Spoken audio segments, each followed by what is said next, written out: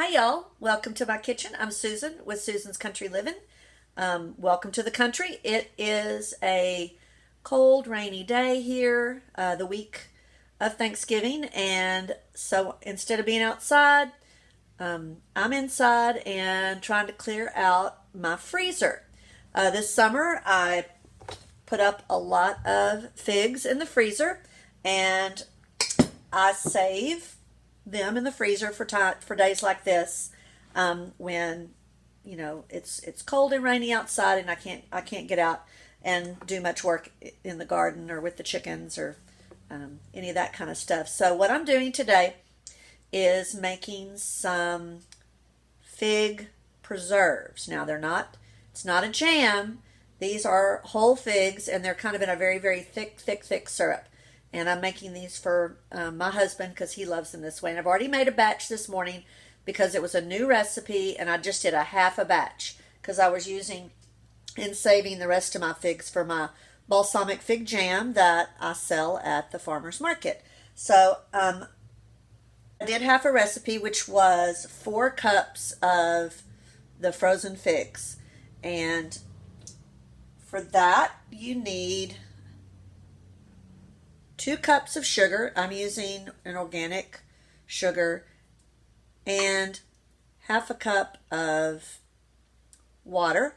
I saved the juice off the figs when I thawed them out, and I used that for my water. I've got some balsamic fig jam I just opened up, and I hear it going pop, pop, pop, pop, which I love that sound. I'm going to have to get those off the canner here, but I wanted to show you, I've already made a jar, and it's still a little warm, for my husband in this beautiful Weck jar. And I don't know if you can really see that they're whole figs inside of there. So 4 figs made one of these, and you press them down when you put them in, and one of these. So this will go to my father-in-law.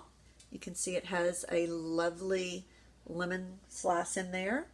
And this one has 2. There's one on the bottom, and then I put one also on the top. And I saved one for me because when you make this is now like a candied lemon peel. It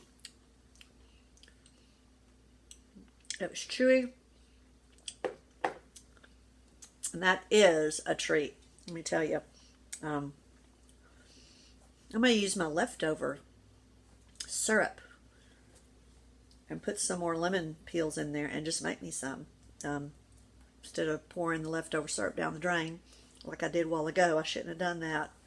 But I still have some of the juice from those figs. I could take that and add the sugar and just let it cook down.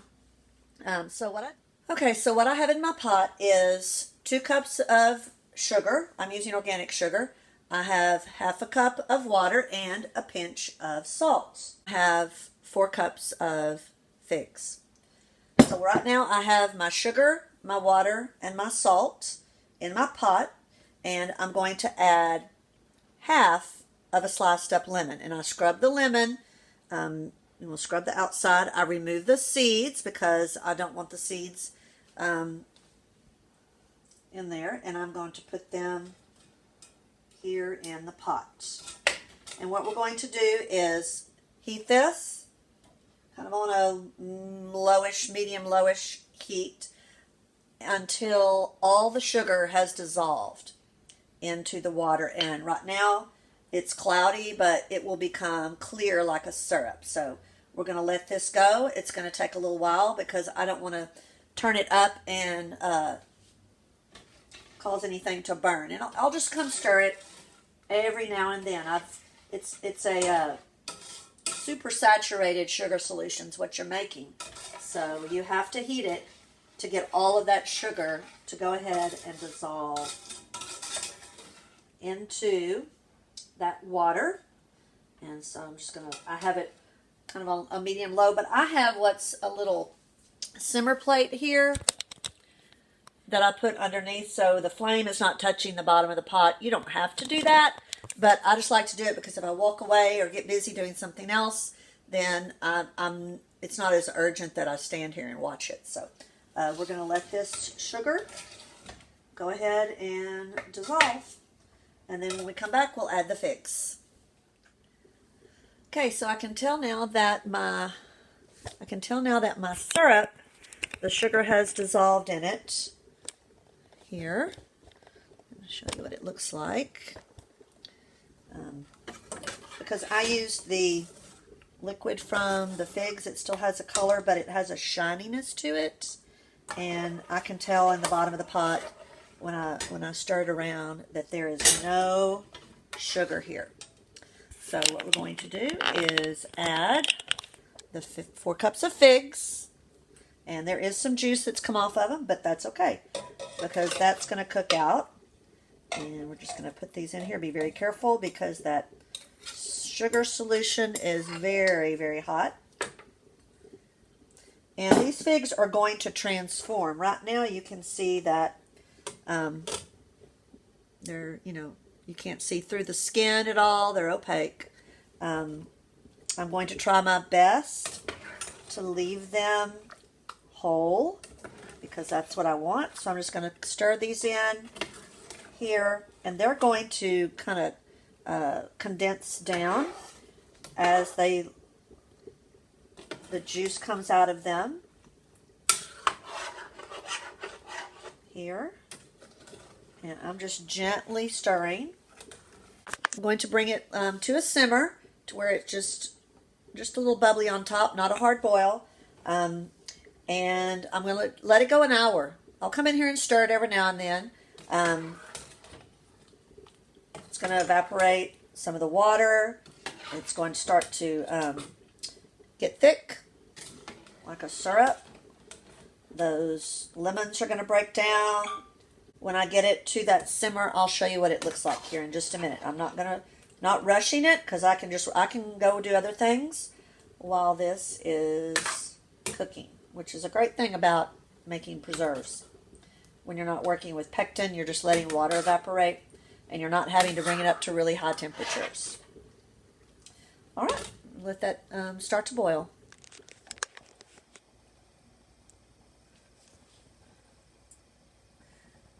Okay, so here we can see now that we have some simmering going on here. That's about what I want.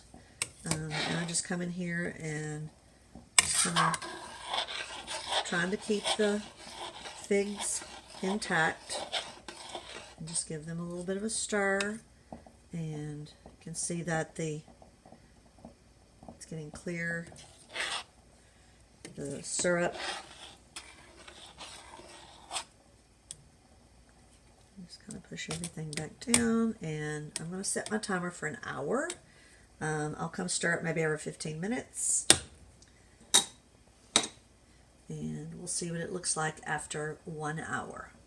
I'll also have some jars sterilized and hot and ready to go. You can I keep mine in my toaster oven to keep them hot, or just leave them here in this steam canner. There, that's what I use for, instead of water bath, I use a steam canner. So we'll see what it looks like in an hour. Okay, so it's been an hour, and these have been simmering. You can see how they're doing here. I'm going to let them go a little longer because I still have some like this one that the skin is still doesn't have that transparent look to it where this one does, and you can see the difference. Well, I can because one of them is plump and one of them is kind of collapsed. So there's still some in here that need a little more time. Here, especially that one there on the right. So I'm going to let these go about 20 more minutes, and the syrup is starting to thicken a little bit, and I want it to get thicker. So I've been cooking it probably a lot lower than maybe what the recipe calls for, but I'd rather just let them cook and let the water evaporate and the syrup get really nice and thick. Some of these are starting to fall apart, and that's okay. Like that one right there. Kind of falling apart, but it's still delicious. All right, so let's give it about 20 more minutes. We'll come back and take a look at it. Okay, so I think I'm going to go ahead and jar this up. Some of them, I think maybe they were just not quite as ripe. The ones that are not turning as dark the way that I'd like for them to, but I took one out and tasted it, and it's great. It tastes great. So we're going to go ahead and get this jarred up. My jars are in the steamer and ready. Okay, so I have my lids here and some hot water, and we're going to open this up and get my jars out. If I can find my lifter. There they are.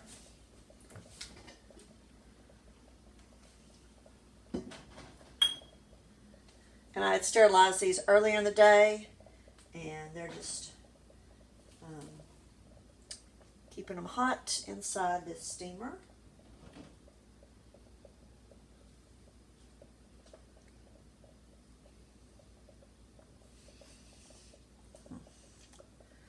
Tell if that's a crack. No, that's the seam in the jar. And I always put a little one in there because you never know when you have that last little bit left. And I'm just going to keep that on, but not as turned up as hot. So I also have a spoon that I'm going to, once I get some in, I'm going to kind of mash it down inside because I do want to pack them in. And then that will bring the liquid to the top. So I've got this cut off. Put one of these lemons in the bottom of the jar. Sometimes I've done it in the side where they show and it's really pretty, but I'm just going to put that in the bottom. And I'm going to kind of drain the juice, the syrup.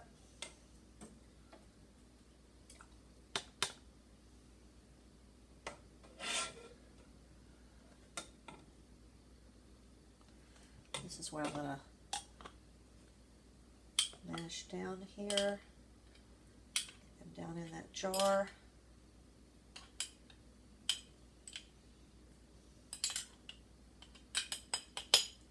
A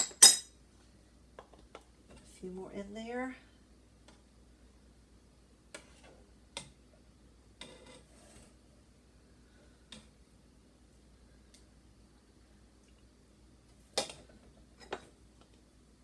And you want a 1/4 inch head space on these.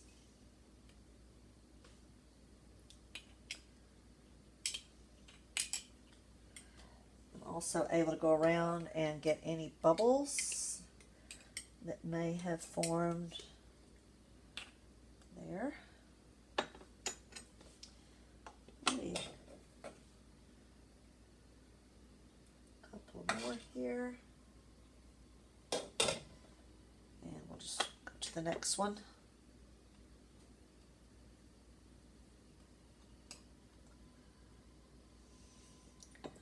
And we're going to get these cleaned up so that we can put our rims on. I like to dip it in that hot water, and it is a little hot, but just cool it a little bit and go around. I'll clean these up a little bit. Make sure that you get all of the seeds, pulp, the syrup, everything off that rim so that you can get a good seal.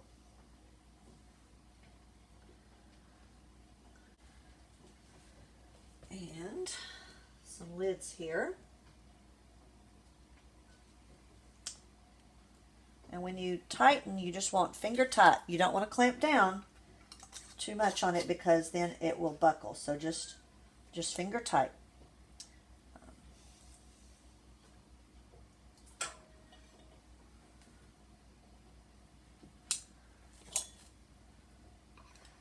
I just took a lot of used lids and that I had stored, and I had read somewhere where you can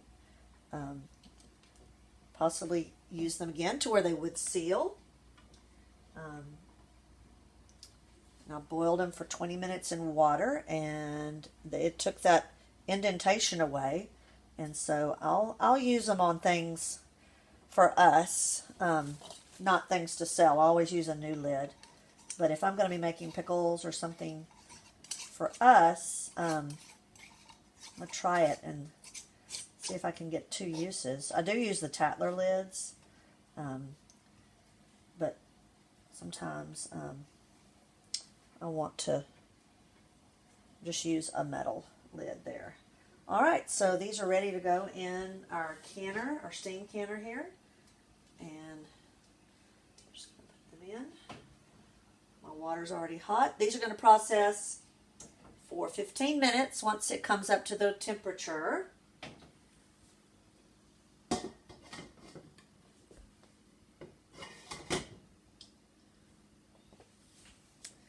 Now on the steam canner, there, and it looks like it's already up to it because I did have it, but it's going down a little bit.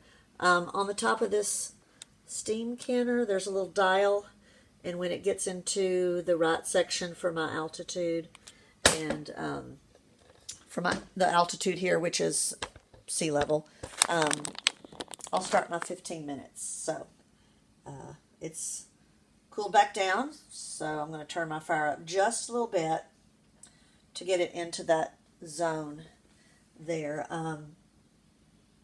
We're zone 1, so it has to get hotter here than if you were at a higher altitude. So we're just going to let that go, and when the 15 minutes is over, we'll bring it back. Okay, so our processing time is over, and then I cut the fire off and let this sit for 5 minutes for the steam inside to cool some. And so when you take this off, you take it, put it away from you so that that steam, I just heard one go pop, it's sealed. That steam, you don't want that steam to get you here. And then we're just going to move these over here and set them on a towel to cool.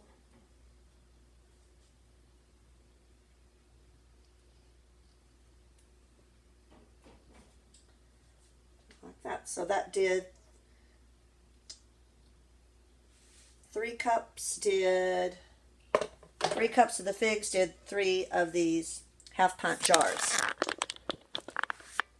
So I hope that this maybe inspired you to get in that freezer and dig through and pull out some of that fruit that you froze this summer, either figs or berries or, you know, whatever it is that you put in the freezer that you're saying, oh, this winter when it gets cold, I'm gonna use this.